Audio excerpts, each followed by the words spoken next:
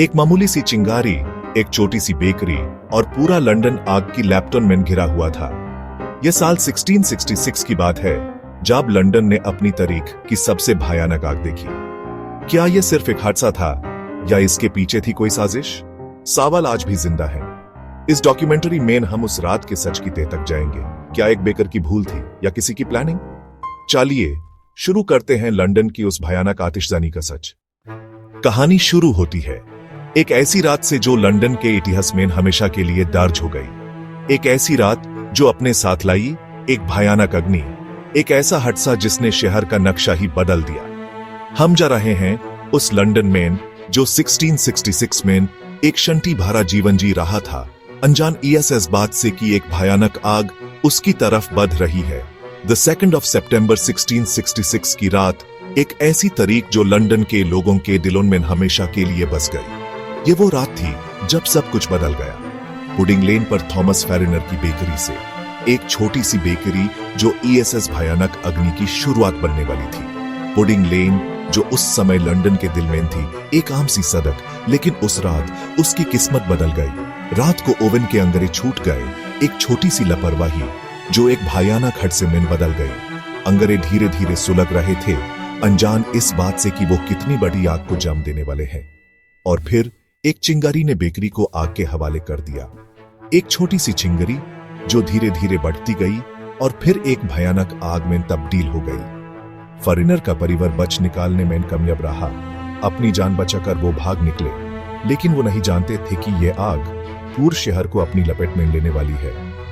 लेकिन उनकी मेट पहली बलि चढ़ गई, एक मासूम जान जो इस भयानक आग का शिकार हो गई। उस रात कई और मासूम लोगों ने अपनी जान गंवाई। शुरुआत में किसी ने आग को सीरियसली नहीं लिया। उन्होंने सोचा यह तो एक छोटी सी आग है, आसानी से बुझाई जा सकती है। लॉर्ड मेयर ने कहा, a woman might piss it out. उन्होंने आग की गंभीरता को नहीं समझा और ये उनकी सबसे बड़ी गलती थी। उन्होंने आसपास के घर गिराने से मना कर दिया, कंपेंसेशन के दर से। वो नहीं चाहते थे कि लोगों को मुआवजा देना पड़े, लेकिन उन्हें नहीं पता था कि उनका यह फैसला कितना भयानक होने वाला है। ये एक बड़ी गलती थी, एक ऐसी गलती जिसकी वजह से लंदन को बहुत बड़ा नुकसान हुआ। अगर कदम उठाए होते तो शायद कहानी कुछ और होती। अगर लॉर्ड मेयर ने शुरुआत में ही आग को सीरियसली लिया होता तो शायद लंदन ऐसे भयानक हादसे से बच सकता था। बेकरी की आग अब गलियों में फैल रही थी। धीरे धीरे वो पूरे शहर को अपनी लपेट में लेने लगी। लकड़ी के घर, तंग गलियां, तेज हवा, ये सब आग को और भी भयानक बना रहे थे। सब आग के लिए परफेक्ट थे। लंदन एक ऐसी जगह बन चुका था जहां आग को फैलने से रोकना नामुमकिन था। लंदन एक तूफान से पहले की शांति में था। लोग अपने जीवन में मस्त थे, अनजान इस बात से कि उनके ऊपर कितना बड़ा खतरा मंडरा रहा है। और आग धीरे धीरे बिना किसी की सुने, बिना किसी की रोक शहर को अपनी गिरफ्त में ले रही थी। लंदन एक भयानक आग की लपटों में घिरा हुआ था और उसकी किस्मत हमेशा के लिए बदल गई। संडे सुबह तक आग वेयरहाउसेस तक पहुंच चुकी थी। तेल, शराब, सब कुछ जल रहा था। धमाके हो रहे थे। आग अब राक्षस बन चुकी थी। लोग थेम्स के किनारे तमाशा देख रहे थे, समझ नहीं पाए कि आग उन तक भी आ सकती है। फायर फाइटिंग सिस्टम बेकार साबित हुआ। लोग अपना सामान लेकर भागने लगे। लंदन ब्रिज भी जल उठा, पुल पर बने घर भी राख हो गए। लोगों के पास नदी का रास्ता ही बचा था। नावों में भीड़ लग गई। पहले दिन के अंत तक शहर का एक बड़ा हिस्सा जल चुका था। सेंट पॉल्स कैथीड्रल भी आग से घिर गया था और यह तो सिर्फ शुरुआत थी। दूसरे दिन हवा का रुख बदला और तेज हवा आग को शहर के दिल तक ले गई। आग की लपटें पहले से भी ज्यादा बढ़ गई, हर चीज को अपनी लपेट में लेते हुए। यह एक ऐसा मंजर था जो लोगों ने पहले कभी नहीं देखा था। एक ऐसा खौफनाक एहसास जो उनके दिलों में हमेशा के लिए बस गया। रॉयल एक्सचेंज जो लंदन में बिजनेस का सबसे बड़ा सेंटर था, जलकर खाक हो गया। यह सिर्फ एक बिल्डिंग नहीं थी, बल्कि यह शहर की इकोनॉमिक पावर का सिंबल था। इसके जलने से लोगों को एक बहुत बड़ा झटका लगा। उन्हें एहसास हुआ कि उन्होंने कितना कुछ खो दिया है। सौदागर, बैंकर और शहर के तमाम अमीर लोग अपनी जान बचाने के लिए भाग रहे थे। उनकी दौलत, उनके बिजनेस, सब कुछ आग की भेंट चाद रहा था। उनके चेहरों पर दर्द और मायूसी साफ दिख रही थी। उन्हें नहीं पता था कि आगे क्या होने वाला है। हर कोई सड़क पर आ गया अपनी जान बचाने के लिए। दौलत और डॉक्यूमेंट्स जल गए। लोगों की जिंदगी भर की कमाई पाल भर में राख हो गई। हर तरफ चीख पुकार और अफरा तफरी का माहौल था। लोग अपने प्यारों को खो रहे थे और मदद के लिए चीख रहे थे। अफवाहों ने आग को और भड़का दिया। लोग डर के मारे कुछ भी कह रहे थे, कुछ भी सुन रहे थे। हर तरफ कंस्पिरेसी थ्योरीज फैल रही थी। लोगों को समझ नहीं आ रहा था कि इस आग की वजह क्या है। लोगों ने सोचा शायद फ्रांस या हॉलैंड के एजेंट्स ने आग लगाई है। उन दिनों इंग्लैंड और फ्रांस के बीच में टेंशन चल रही थी, इसलिए लोगों को लगा कि यह आग एक साजिश का हिस्सा है। विदेशियों पर हमले होने लगे। शहर में नफरत और डर का माहौल था। लोग एक दूसरे पर शक कर रहे थे और हर कोई अपनी जान बचाने की फिक्र में था। ये आग सिर्फ बिल्डिंग्स को नहीं जला रही थी, बल्कि ये लोगों के दिलों में नफरत और डर भी पैदा कर रही थी। राजा चार्ल्स भी और ड्यूक ऑफ यॉर्क खुद सड़कों पर उतर आए, लोगों को हौसला देने और आग बुझाने में मदद करने के लिए। उन्होंने अपनी जान की परवाह किए बिना लोगों की मदद की और उन्हें एहसास दिलाया कि वो अकेले नहीं हैं। लोग मिलकर आग बुझाने की कोशिश की, लेकिन आग इतनी तेज थी कि उनकी सभी कोशिशें विफल हो रही थीं। लोगों को सांस लेना भी मुश्किल हो रहा था। सेंट पॉल्स कैथीड्रल, जो लंदन की सबसे बड़ी और मशहूर बिल्डिंग थी, तो लोगों ने सुरक्षित समझा। उन्हें लगा कि यह कैथीड्रल आग से बच जाएगी और उनके लिए एक सेफ हेवन बनेगी। लेकिन अफसोस, उसके चारों तरफ लकड़ी की स्कैफोल्डिंग थी जो आग पकड़ने के लिए बिल्कुल तैयार थी। किसी ने भी इस बात पर ध्यान नहीं दिया और इसकी वजह से एक बहुत बड़ी ट्रेजेडी हुई। आग ने स्कैफोल्डिंग पकड़ ली और देखते ही देखते कैथीड्रल भी जल उठा। यह एक ऐसा मंजर था जो लोगों ने कभी नहीं सोचा था। उनकी आंखों के सामने उनका सबसे बड़ा सपना जलकर राख हो रहा था। कैथीड्रल की लीड की छत पिघलकर सड़कों पर बहने लगी। एक आग का दरिया बन गया। यह इतना खतरनाक था कि कोई भी इसके पास नहीं जा सकता था। लोगों को अपनी जान बचाने के लिए दूर भागना पड़ा। किताबीन, डॉक्यूमेंट्स और शहर का तमाम रिकॉर्ड सब कुछ राख हो गया। लंदन का इतिहास पल भर में मिट गया। लोगों को अपनी पहचान खो देने का एहसास हुआ। लंदन की पहचान सेंट पॉल्स अब सिर्फ खंडर था। यह शहर के लिए एक बहुत बड़ा नुकसान था, एक ऐसा जख्म जो शायद कभी नहीं भरेगा। लोगों की हिम्मत टूट गई। आग अभी भी रुकने का नाम नहीं ले रही थी। उन्हें लग रहा था कि सब कुछ खत्म हो गया है और उनके पास कोई उम्मीद नहीं बची है। लेकिन उन्हें यह नहीं पता था कि यह सिर्फ एक शुरुआत है और लंदन अभी भी अपनी राख से उठ खड़ा होगा। तीसरे दिन आग पूरे शहर में फैल चुकी थी। हवा की गर्मी से लोगों के कपड़े भी जल रहे थे। राजा चार्ल्स ने फायर ब्रेक्स बनाने का ऑर्डर दिया। नेवी के सैनिकों ने गन पाउडर से घर गिराए ताकि आग को रोका जा सके। टावर ऑफ लंदन तक आग पहुंचने का खतरा था। गार्ड्स ने तेजी से फायर ब्रेक बनाया। चौथे दिन किस्मत ने साथ दिया, हवा का रुख बदला। फायर फाइटर्स को मौका मिला। धीरे धीरे आग शांत होने लगी। 4 दिन बाद लंदन की महा आग बुझ गई, लेकिन शहर बर्बाद हो चुका था। राख, खंडर, बेघर लोग, लंदन एक शमशान बन गया था। लेकिन अब नया लंदन उठने वाला था। तबाही के बाद नई शुरुआत की कहानी शुरू हुई। सितंबर 1666 लंदन एक भयानक आग की लैप्टन में घिरा हुआ था। आग ने शहर को बुरी तरह से बर्बाद कर दिया था। हर तरफ तबाही का मंजर था।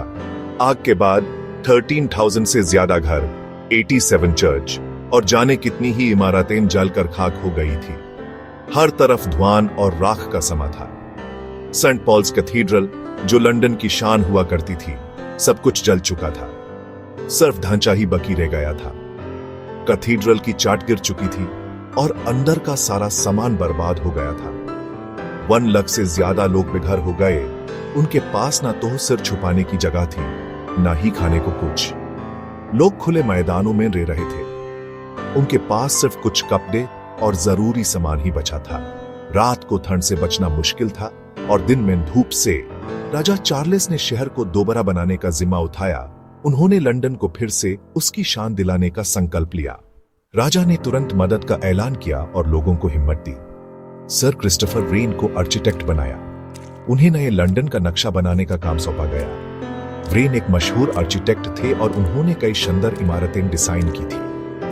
रेन ने नए लंदन का प्लान बनाया, एक ऐसा शहर जो पहले से ज्यादा सुंदर और मजबूत हो।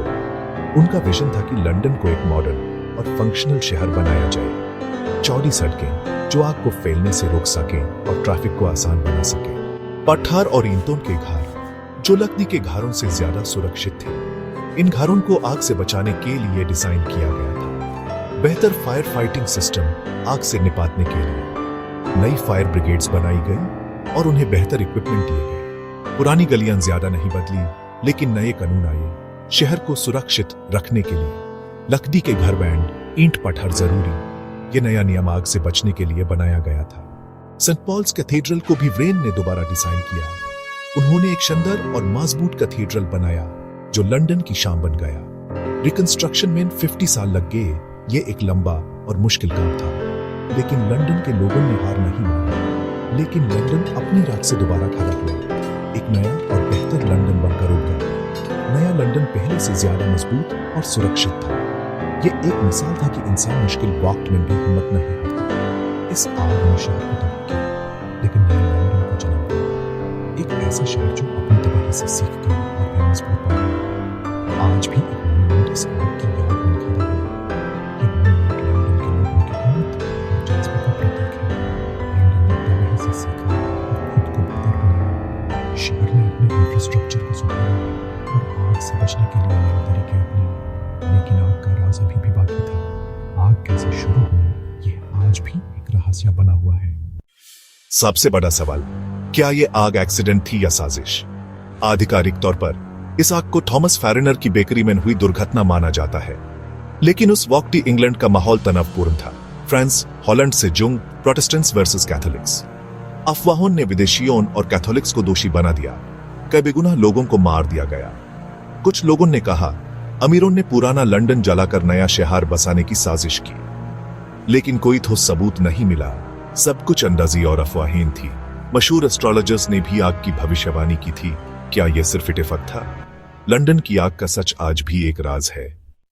इस कहानी का सबसे अजीब पहलू, रॉबर्ट ह्यूबर्ट, एक फ्रेंच वॉचमेकर जिसने कबूल किया कि उसने आग लगाई। उसकी कहानी बरबर बदली, कोई सबूत नहीं मिला, फिर भी उस दोषी ठहरा दिया गया। जांच में पता चला ह्यूबर्ट आग लगने के बाद लंदन आया था। वो आग लगा ही नहीं सकता था। फिर भी यूस फांसी दे दी गई, शायद जनता के गुस्से को शांत करने के लिए। ह्यूबर्ट मानसिक रूप से अस्थिर था। उसका कबूलनामा एक राज ही रहा। उसकी मौत के बाद भी आग का सच सुलझा नहीं। क्या सच दबाया गया या बस एक बलि का बकरा चाहिए था? रॉबर्ट ह्यूबर्ट की कहानी इस घटना का सबसे उलझा हुआ पहलू है। तो आखिर सच क्या है? ज्यादातर सबूत एक एक्सीडेंट की तरफ इशारा करते हैं। लकड़ी के घर, तंग गलियां, एक चिंगारी और लॉर्ड मेयर की लापरवाही। लेकिन साजिश की थ्योरियन, अफवाहें और रॉबर्ट ह्यूबर्ट का कबूलनामा भी अपनी जगह है। हो सकता है कुछ लोगों ने आग का फायदा उठाया हो या इसे अपने दुश्मनों को बदनाम करने के लिए इस्तेमाल किया हो। लंदन की आग ने हमें सिखाया कि सच हमेशा सीधा नहीं होता। हर बड़ी घटना के पीछे कहानियां छुपी होती हैं। एएपी इसी हादसा मानें या साजिश, फैसला आपका है। लेकिन याद रखिए, इतिहास में सब कुछ सिर्फ किस्मत नहीं होता। कभी कभी कुछ घटनाएं सोची समझी होती हैं। सावधान रहें, सतर्क रहें और हर सच को समझने की कोशिश करते रहें।